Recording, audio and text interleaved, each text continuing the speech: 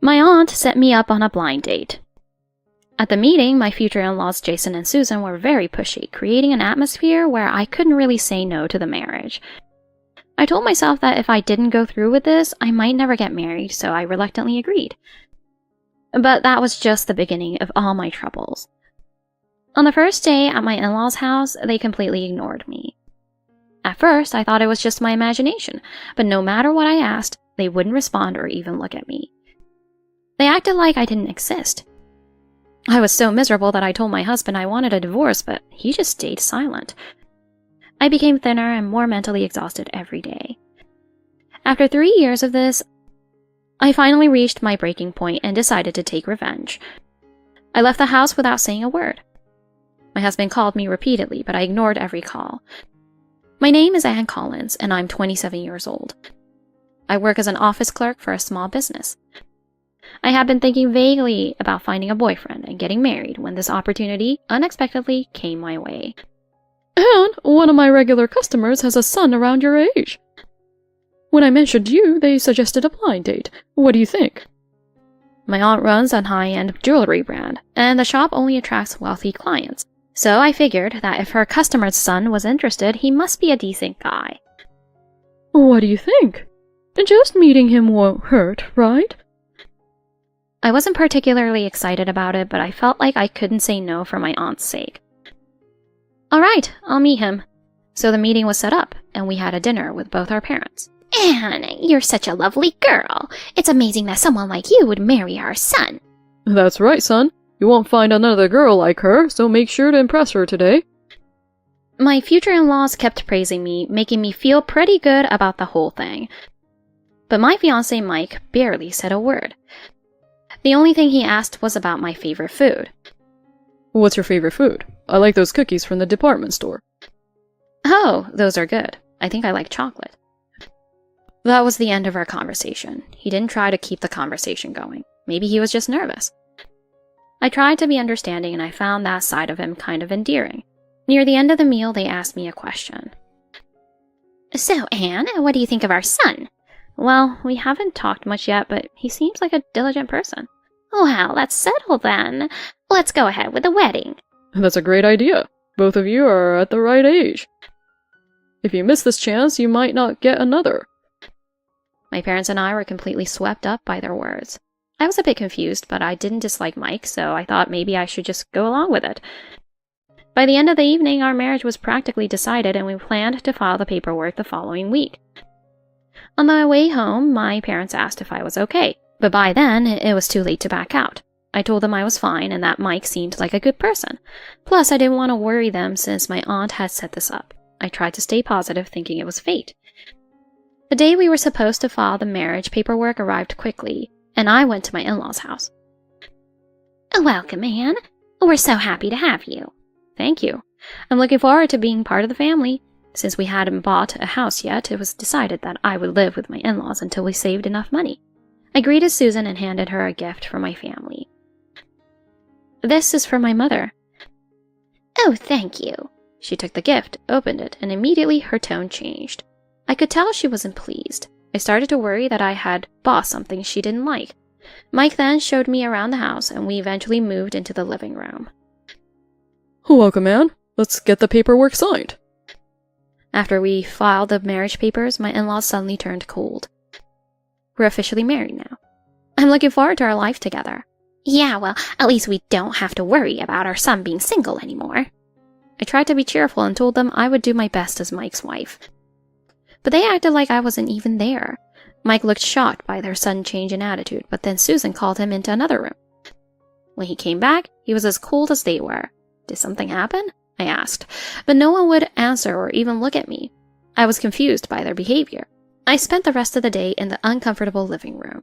When it was time for dinner, Susan only set the table for 3. Jason, Mike, are we going to eat? My name wasn't even mentioned and I didn't know what to do. I ended up sitting on the floor in a corner of the living room. After everyone went to their rooms or the bathroom, I snuck out to a nearby supermarket and ate dinner at the eat-in area. Why are they treating me like this? What did I do wrong? I didn't understand anything and I cried while eating. This went on for weeks. I couldn't figure out why they were ignoring me, and it became harder and harder to stay in that house. I tried talking to them multiple times. Why are you ignoring me? Did I do something wrong? But no matter who I asked, they wouldn't respond. I thought about going back to my parents, but I didn't want to worry them since we had only been married for a month. I didn't want to be a burden.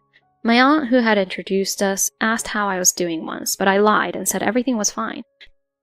I told myself I would stick it out for a year and then get a divorce. I tried harder to connect with my in-laws. I eavesdropped on conversations to find out what they liked and bought those things for them. On my way home from work, I bought some things from the department store. Maybe this will help them see me in a better light, but they still ignored me. The things I bought for them remained untouched. Every attempt I made to reach out was met with silence. It was exhausting, and I felt my spirit being crushed every time I tried. After a year of enduring this, I handed Mike the divorce papers. I can't do this anymore. Let's get a divorce. My hands were shaking, but I pushed the papers towards him, expecting to be ignored. But Mike took the papers and tore them up without saying a word. Then he threw them in the trash. Why? I asked, but he just walked away. I cried as I looked at the torn papers in the trash. Not only was I ignored, but now I couldn't even escape through divorce. I felt trapped, like I would have to spend my whole life in that suffocating house. What am I doing wrong? All my efforts felt meaningless, and I cried through the night. After 3 years of this miserable life, I had become numb to the pain. I no longer cried because it had become the norm. I had started waking up early and avoiding everyone just to get through the day. But one morning, I ran into Susan in the bathroom, and she glared at me and clicked her tongue. That was the final straw. I can't do this anymore, I whispered to myself in the empty bathroom. I went back to my room, packed my things, and left the house without a word. As I left, I looked back at the house and said goodbye. I had finally reached my limit and escaped. I knew I would never go back to that house. When I got home, my parents were shocked to see me with so much luggage early in the morning. I'm sorry for showing up without any warning. I feel bad for my aunt too. I broke down in tears as I explained everything. My parents cried with me and asked why I hadn't come home sooner. I didn't want to worry you or be a burden. My parents lovingly scolded me. They told me that trying to handle everything on my own was more of a burden than asking for help. The words made me realize how much they cared, and I cried even more. Thank you. I've been holding everything in, but from now on, I'll speak up. My parents stayed with me until I calmed down. Once I was settled, they asked how I wanted to handle Mike and his parents. I didn't know what to do because I still didn't understand why they had been ignoring me. Just then, my aunt showed up. I brought you some food, Anne. Oh, it's been a while since I last saw you. When I saw my aunt, I thought maybe she knew something. Aunt Mary, I need to tell you something. I explained everything that had been happening at Mike's house. My aunt was shocked and covered her mouth in disbelief. Do you have any idea why this is happening? My aunt lowered her head as if she knew something. Please, if you know anything, tell me. I think I do. She told me everything she suspected and then apologized. I'm sorry. If I had thought things through more, this wouldn't have happened. It's not your fault, Aunt Mary. I'm just glad to know why they treated me that way. I wanted to end the conversation there, but my aunt had another idea. We can't just leave it like this. I want to help you get back at them. What? My aunt laid out a plan to get revenge. I wanted to refuse because it would put her at risk, but she insisted. I can't stand by while you're hurting, Anne. Let me help you. Are you sure? With my aunt's help, I decided to get revenge on my in-laws. A few days after I left the house, Mike and his parents finally started to take action. They began calling me over and over again. Aunt Mary must have set the plan in motion. I knew they had fallen into our trap and felt a sense of satisfaction as I ignored their calls. The phone didn't stop ringing for hours. Eventually, the calls exceeded 100. How long are they going to keep this up? I got tired of hearing the phone ring, so I turned it off. Let's see what they do next. It didn't take long for them to show up at my parents' house. They rang the doorbell repeatedly. Wow, they're fast. I watched them through the intercom. They looked anxious. If you're here to apologize, it's too late. I nodded in agreement with my parents. Then we turned off the doorbell and watched them from the balcony. They stood outside even as it got dark. It was creepy, and I worried that the neighbors might get scared, so I reluctantly went outside. What do you want? As soon as they saw me, they rushed over, complaining about how I hadn't answered the phone. Why didn't you answer the phone? We've been waiting for hours. I regretted coming out to hear them complain. If you have nothing else to say, please leave. I tried to close the door, but Mike stopped me. Wait, that's not why we're here. That's right. Listen, we want you to come back. Why should I come back? So you can keep ignoring me? No, we didn't ignore you. Maybe you misheard us. Yeah, you're overreacting. Their excuses were pathetic, so I decided to confront them directly. Are you just trying to get back in my good graces because of the jewelry my aunt makes? Their shoulders stiffened, but Mike quickly denied it. No, that's not it. We just got worried when you left. So you're not interested in the jewelry? Well... I knew it. They were just trying to use me to get free jewelry. What did my aunt say to you? They fell silent again, confirming my suspicions. My aunt told me that if I married you, Mike, she might give you some jewelry as a gift. But now that I've left, you're worried you won't get anything, right?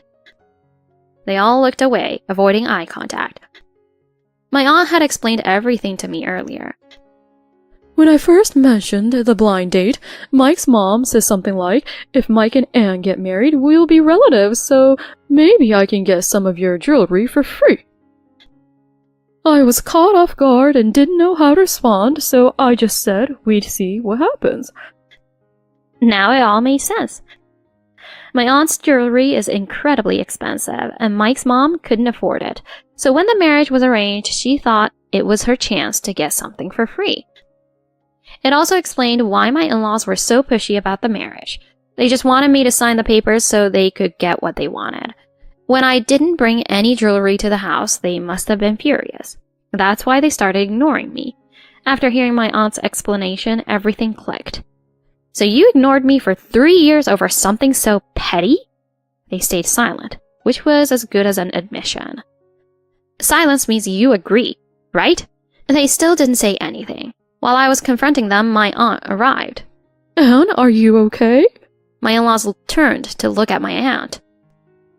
Oh, I came as soon as I got your mom's message. I heard you've been mistreating Anne. Is that true? No, it's a misunderstanding. When I called yesterday, you said Anne was happily eating dinner with you. Was that a lie? Susan couldn't come up with a good excuse. I'm sorry, but please don't take away the jewelry. The jewelry offer was just a trap to get you here. What? You tricked us? They looked stunned. My aunt had come up with a bold plan. I'll tell them that if you and Mike made it to your 5th anniversary, I'll give you some jewelry. That will make them desperate to get Anne back. When they show up, I'll tell them off and make sure they leave you alone. My aunt's plan worked perfectly. I won't forgive you for hurting Anne. First, you need to apologize to her.